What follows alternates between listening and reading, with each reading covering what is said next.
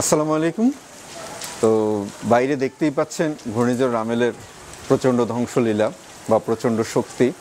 তো আমি বিশ্বাস করি আমার যারা বেকার ভাই বোন যারা আছেন, চাকরি প্রত্যাশী যারা আছেন, তাদের মধ্যে এর থেকেও আরও বড় ঝড় চলছে, কিন্তু সেই ঝড়কে আমরা দেখতে পাচ্ছি না।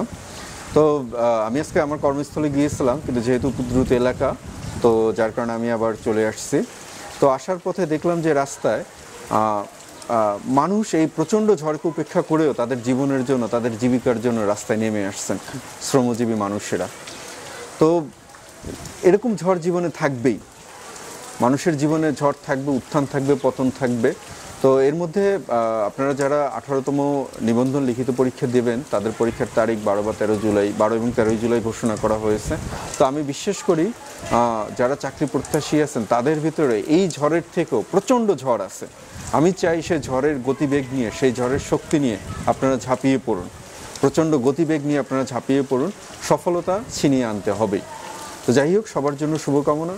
সবার জন্য আমি মন থেকে চাই সবার জন্য একটি চাকরি হয়, তবে সেই চাকরি নির্ভর করবে আপনি কতটুকু পরিশ্রম করছেন তার উপর। সবার জন্য শুভকামনা, সবাই ভালো থাকবেন।